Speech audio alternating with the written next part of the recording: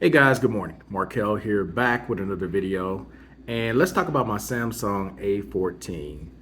Um, this device that I've been using now for about 2 weeks, roughly 2 weeks. In about another 2 days, it'll be 2 weeks.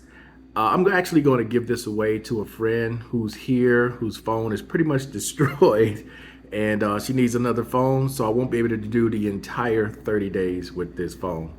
I have been switching between this and other Android devices. Actually, the phone I'm recording with right now, which is my Pixel, is the phone that I'm currently using, and I'm getting this prepared. I'm gonna go ahead and wipe it clean and give it to my friend.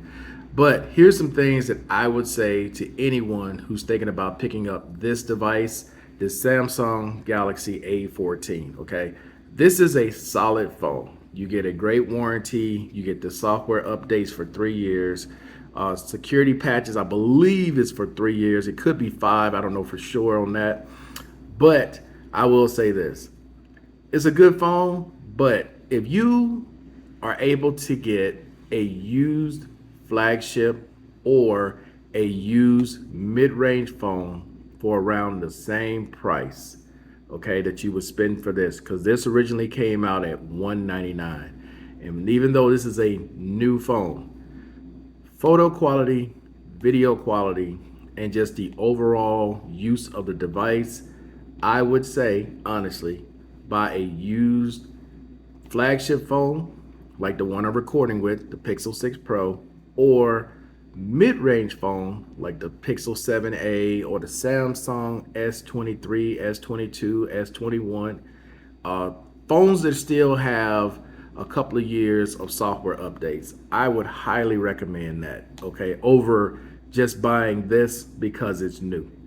Now, this is fine for people. I would say this is more for people who plan on making a ton of phone calls, text messages, and just basic use for a phone. If you're someone who's heavy on social media, your number one priority is like photos and video quality, this is fine, but your experience would be much better with a used flagship or used mid-range device that has better display, because the display angles on this are really not that great. Outside in the bright sunlight, you won't be able to see this pretty much at all. You're going to struggle in direct sunlight looking at the screen, because the brightness on this thing is not very high. Battery life, though, however, is awesome. Now, that would be the one sacrifice with a used device, would be battery life. Like I said, this is a 3-day phone for me. Now, I do carry two devices, so using this every day, along with aside my other phone, which is usually my iPhone, this is a 3-day phone for me easily. And that's with taking photos, videos, using WhatsApp, and all these other things that I would do on here, which is watch YouTube videos or search the web or go to Facebook, Instagram, TikTok, things like that. Easy 3-day phone, all right? But this is just my honest opinion after using this. I know I'm a little spoiled because I have some of the latest flagship phones and some of the latest mid-range phones. I'm just looking at the overall experience, okay, which is fine for someone who just wants a basic device and not heavy into social media. I'm saying someone like who's a retiree, someone who just makes phone calls, receives phone calls. But for a lot of young people, if they get this, it can work, but they're going to struggle. They're going to struggle with this because you can't have that many apps open at the same time. This thing slows way down to a crawl. If you open up 3 or 4 windows, yeah, the performance on this thing is going to be so slow, okay? But it works. Don't get me wrong, it works. But, and this is the big but, for social media, for someone taking a lot of photos and photo quality with that 50 megapixel camera during the day, absolutely fine.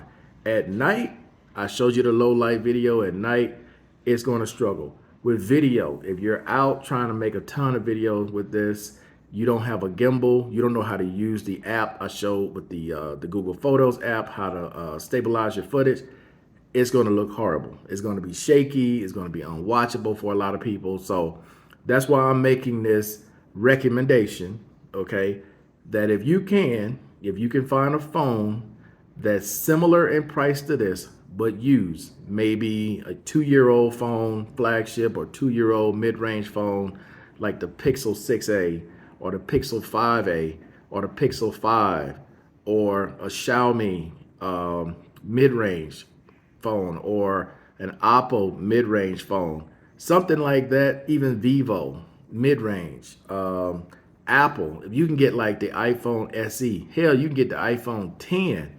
The iPhone 10 is like what, 4, 5 years old? It's still got almost 3 years of software updates.